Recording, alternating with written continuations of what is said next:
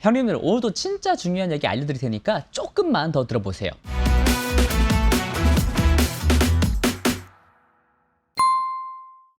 메타의 실적 발표 전인 4월 19일에 마크 주커버그가 유튜브에서 팟캐스트 형식으로 인터뷰를 진행을 했습니다. 근데 여기에 또 중요한 AI 관련 내용들이 있기 때문에 제가 몇 가지만 짚어서 탁탁탁 알려드리도록 할게요.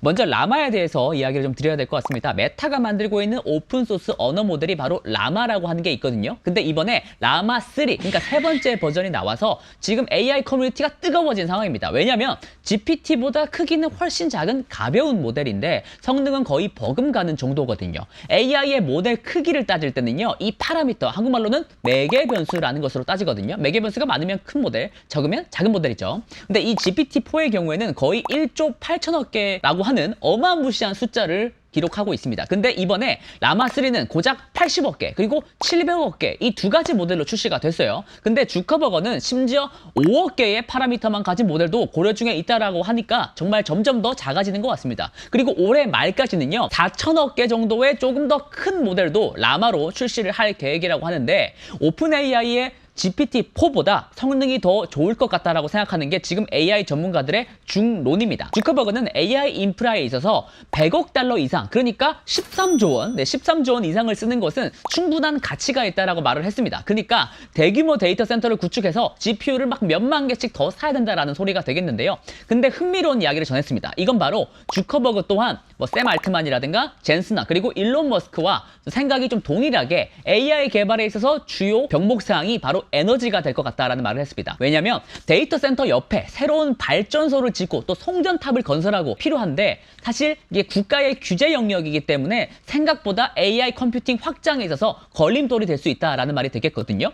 앞으로 AI 전용 데이터 센터가 먹는 전력 규모가 1기가와트 수준이 될 수 있다라는 말도 했는데, 이 1기가와트라는 게 대체 어느 정도 전력 규모냐면 웬만한 원자력 발전소 정도의 전력 규모입니다. 그러니까 데이터 센터 하나에 원전 하나가 소요될 수도 있다라는 말이 되겠습니다. 그러니까 어느 정도인지 감이 오시죠? 앞으로 이러한 에너지 발전 그리고 에너지 저장 배터리 분야에 대해서도 전기차뿐만이 아니라 AI와의 관련성도 있다는 점을 기억해 주시길 바라겠습니다. 마지막으로 주커버그의 말 중에 여러분들께서 관심 가질 만한 게 바로 GPU에 관련된 내용인데요. 라마를 훈련하는 데 있어서 아직은 맞춤형 칩이 아니고 엔비디아 GPU로 훈련을 하고 있다는 것이었습니다. 24,000개 정도의 GPU를 지금 사용하고 있다고 하고요. 사실 이 정도 규모면은 GPT-4를 훈련하는 데 필요했던 GPU 숫자보다 거의 2배 이상이거든요.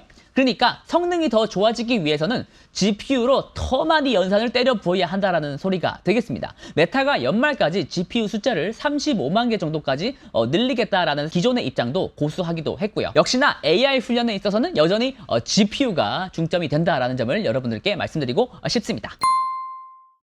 자, 두 번째 소식은요, 바로 중화권 기업들로부터 나옵니다. 이걸 굳이 말씀드리는 이유는 엔비디아 GPU로 이루어진 서버들을 제조하는 기업들이 거의 다 대만 기업들이 많아서 그래요. 이 기업들의 실적 발표에서 들리는 이야기들에 좀 귀를 기울여 보는 건 엔비디아 제품에 대한 수요가 얼마나 될지 조금 가늠해 볼 수 있는 중요한 바로미터가 됩니다. 우선 엔비디아의 새로운 야심작인 GB200, GB200 들어보셨나요? 이 GB200 생산에 가장 적극적인 업체가 바로 퀀타와 폭스콘이라고 불리는 중화권 업체인데요. 이 중 퀀타의 수석 부사장이 올해 AI 서버 출하량이 2자릿수 성장을 해서 당초 예상한 수치보다 더 높아질 것이다 라고 당찬 발언을 했습니다. GB200 생산에 있어서 오는 9월부터 양산을 개시할 것이다 라는 말을 했는데, 이게 놀라운 이유는 뭐냐면 원래 GB200은 빨라도 연말에 생산이라든가 출하를 할 수 있다라고 봤거든요. 그러니까 생각보다 신제품 판매 시기가 앞당겨질 수 있다라는 기대감으로 연결이 된다라는 말이죠. GB200은 사실 제품 하나 가격이 200만 달러, 300만 달러 이렇게 한다고도 지금 보고 있거든요. 그렇기 때문에 앞으로 엔비디아의 주요한 매출원으로서 GB200이 자리 잡지 않을까라고 생각을 합니다. 그리고 대만 기업하면 떠오르는 기업이 있죠. 바로 TSMC입니다. TSMC는 특히나 엔비디아 칩을 생산해주는 위탁 생산 파운드리 업체이기 때문에 그 중요도가 이전보다 더 높아진 것도 같은데요. TSMC는 1분기 실적을 발표를 했는데 매출이랑 순이익 모두 다 괜찮았습니다. 스마트폰에 들어가는 칩 생산은 줄었지만 AI 수요 덕택에 꽤 실적이 선방했다라는 것으로 이야기를 할 수가 있는데요. 그게 좀 긍정적인 것 같아요. 이번 실적 발표에서 거의 모든 기업들이 에너지 효율적인 칩을 만들기 위해서 TSMC 본인들과 협력 중이다 이렇게 밝히기도 했었고요. 그러니까 TSMC가 지금 가지고 있는 AI 컴퓨팅 관련된 입지가 얼마나 높은지 새삼 실감할 수가 있을 것 같고요. 그리고 중요한 것은 TSMC가 만드는 여러 가지 칩 중에서 AI 전용 프로세서가 차지하는 매출 비중이 올해 2배 이상, 2배 넘게 증가하고 향후 5년 동안 매년 50%씩 성장할 것이다 라는 말을 하기도 했었습니다. 사실 한국에서도 TSMC의 라이벌이 있죠. 바로 삼성전자인데요. 삼성전자도 지난 분기 실적에서 파운드리 사업부가 1분기 기준 역대 최대 수주 금액을 기록을 했다고 하더라고요. 또 재밌는 점은 AI 관련 수주로 엔비디아의 경쟁자인 AMD와의 관계가 계속해서 끈끈해진다라고 하는 건데요. TSMC와 엔비디아 그리고 삼성전자와 AMD 이런 식으로 뭔가 진영이 좀 꾸려지는 것 같아서 이 부분도 참 재밌는 것 같기도 합니다. 자, 마지막 소식은 바로 또 나오는 테슬라에 관한 내용입니다. AI 이슈를 보다 보면 항상 빠지지 않고 나오는 인물이 일론 머스크고 기업이 바로 테슬라입니다. 자율주행에 관련된 내용인데요. AI 기술을 통해서 실제 삶을 개선시키고 또 그러한 가치 창출로 인해서 실제 큰 돈을 벌어내는 기술이 바로 자율주행 기술이기 때문에 더욱더 큰 관심을 받는 것 같습니다. 테슬라는 4월 23일에 실적을 발표했는데요. 사실 되게 안 좋았어요. 네, 매출과 순이익 모두 다 마이너스를 기록을 했고요. 근데도 주가는 며칠간 폭등을 이어가면서 참 주식이라는 게 재밌기도 하고 어려운 부분이 바로 이런 지점인 것 같습니다. 투자자들이 갑자기 테슬라를 달리 보는 이유는 여러 가지가 있겠지만 결국 답은 하나라고 생각합니다. 테슬라는 단순히 전기차만 제조하는 그런 기업이 아니라 자율주행을 위한 생태계를 꾸리는 AI 기업이다라는 점이 바로 그 지점이 되겠습니다. 자, 그리고 그 부분에 대해서 이제 월스트리트도 어느 정도는 일부분은 인정을 하는 분위기 때문에 주가가 최근에 많이 올라갔던 게 아닌가라고 생각이 들고 있고요. 우선 테슬라가 작년 말에 엔비디아 GPU를 한 15,000개 정도 갖고 있었는데 지난 실적 발표에서는 37,000개 정도로 확 늘어난 걸 알 수가 있었거든요. 그러니까 사실 빅테크들과 경쟁할 수 있을 정도로 자동차 기업이 이 정도로 AI에 진심을 보이고 있다는 것으로 귀결이 됩니다. 테슬라 말고는 다른 자동차 기업은 이렇게나 많은 GPU를 보유하고 있지 않기 때문에 투자자들이 테슬라는 확실히 뭐라도 하겠다. 다른 기업들이랑 다르네. 뭐 이런 생각들이 많이 생기는 것 같습니다. 또한 테슬라만이 자동차 기업 중에서 정말 거대한 실제의 주행 데이터를 가지고 있잖아요.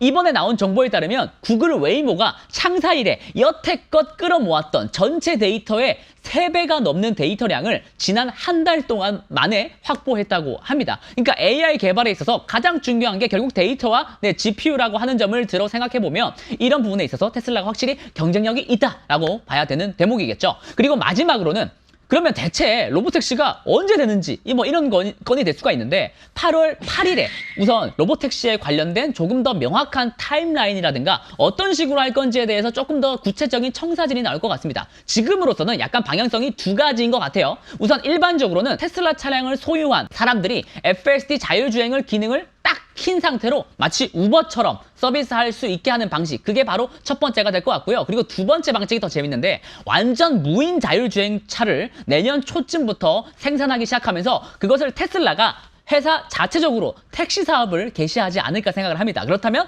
테슬라는 그 많은 자동차 군단을 다 컨트롤할 수 있어야 할 텐데 그래서 사실 몇 주 전에 사설 5G 네트워크를 준비 중에 있다라는 보도가 나오기도 했었죠. 그래서 다 이런 포석이 깔려있지 않았나라는 생각이 들기도 하고요. 더군다나 테슬라 FSD가 곧 중국에도 뿌려질 수 있다는 기대감이 있는 상황이죠. 머스크가 베이징을 깜짝 방문했거든요. 바이두와 협력을 해가지고 미국 기업의 중국 데이터 사용에 있어서 이러한 관련된 중국 정부의 우려를 조금 불식시킴으로써 FSD의 중국 출시가 진짜 머지 않은 것 같거든요.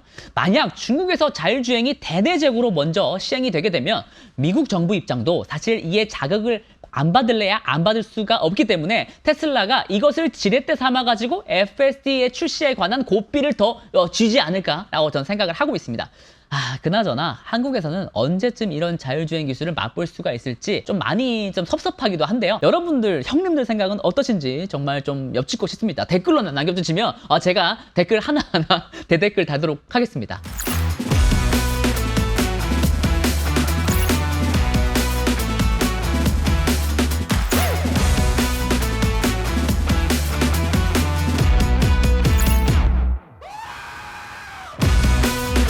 그럼 저는 다음 시간에 또 AI 관련된 중요한 내용 하나 들고 와가지고 여러분들께 인사드리도록 하겠습니다. 지금까지 유토피아 한종목이었습니다.